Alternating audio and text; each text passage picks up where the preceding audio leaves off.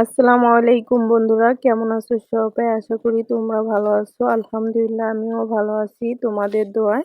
তো আজকে আমি তোমাদের সাথে শেয়ার করব পারফেক্ট ভাবে তালের বড়া বড়া রেসিপি।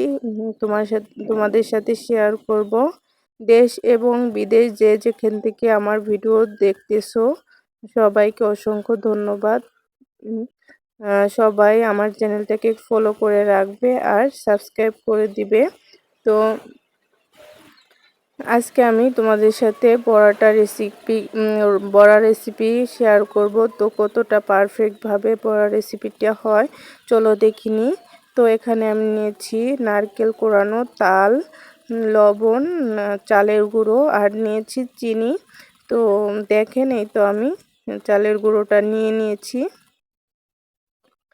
তো এখন এই চালের ভিতর আমি তাল দিয়ে দিব। তালটা দিয়ে সুন্দর করে একটু সব উপকরণগুলো দিয়ে দিব।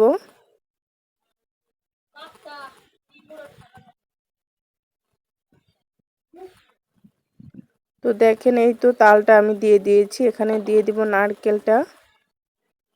তো আমি নারকেল কুড়িয়ে রাখছিলাম, সেইগুলো আমি দিয়ে দিলাম। তো এখন লবণটাও দিয়ে দিব। এখন দিয়ে দিব চিনিটা। আমি ছোট বাটি মেপে তো দুই বাটি চিনি দিয়ে নিলাম, দেখতে পারছেন। তো আমি এখন চামচের সাথে একটু মাখিয়ে নিব। তো চামচের সাথে ভালো করে একটু মাখিয়ে নেওয়ার পর আমি হাত দিয়ে একটু মাখিয়ে নিব। তো এখানে আমি হাতটা ব্যবহার করব, না হলে কিন্তু মাখানো হবে না। তো দেখেন এই তো হাতের সাহায্যে আমি কিন্তু মাখিয়ে নিচ্ছি। তো কতটা সুন্দর, আর তালের বড়াটা কিন্তু অনেক মজা। আর সিজন ছাড়া যদি কিছু খাওয়া যায় সেটা মজাই লাগে। তো আমি কিন্তু আর একটু নারকেল দিয়ে নিলাম। তো আমার একটু কম কম হয়ে গেছে। তো যার যার পরিমাণ মতো নারকেলটা নিয়ে নেবেন। আর নারকেলটা স্কিপও করতে পারেন, তাহলেও হবে। তো আমি অল্প অল্প করে এখানে পানি দিয়ে নিচ্ছি। পানিটা দিয়ে সুন্দর করে আবারও মাখিয়ে নিচ্ছি। তো এখানে শুকনা চালের গুঁড়ো, তার জন্য পানি নিয়েছি। যদি ভিজা চালের গুঁড়ো হতো তাহলে কিন্তু পানিটা নিতাম না। তো এভাবে করে কিন্তু আমি সুন্দর করে মেখে নিব।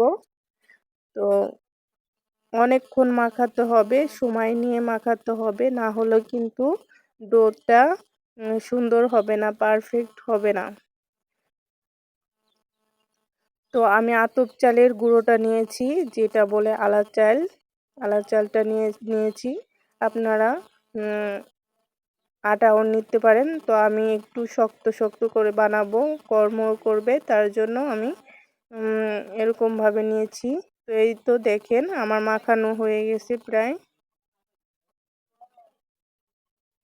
তো এভাবে করে আমি মাখিয়ে নিলাম। দেখেন একটু আঠালো আঠালো ধরেছে। তো এই পর্যায়ে আমি সুন্দর করে আবারও একটু একটু পানি দিয়ে মেখে নিব। তো এখনও আমার পারফেক্টভাবে মাখানো হয়নি। তো এটা সময় নিয়ে করতে হবে, আমার অনেক টাইম লাগছিল। তো আপনারা অনেক টাইম নিয়ে মাখাবেন। তো এই তো আমি মাখিয়ে নিলাম।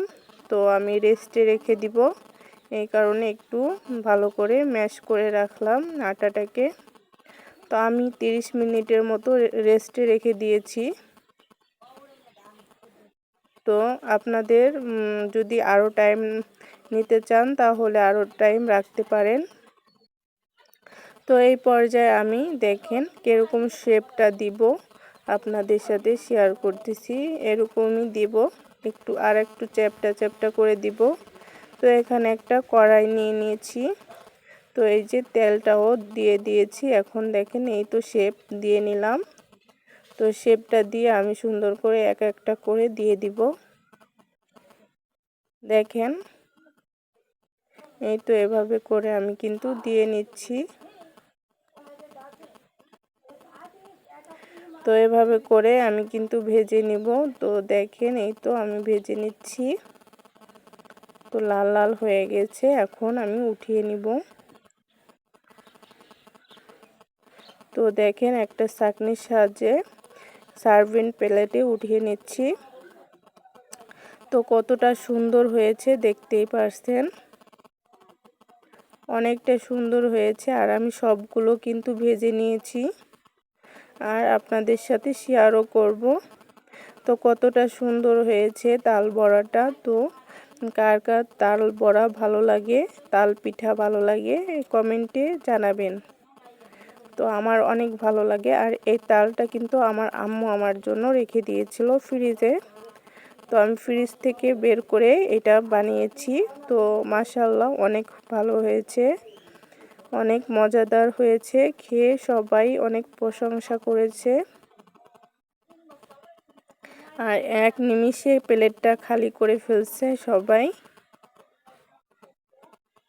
তো অনেক ধন্যবাদ সবাইকে আমার পাশে থাকার জন্য। সবাইকে শুভকামনা। আল্লাহ হাফেজ।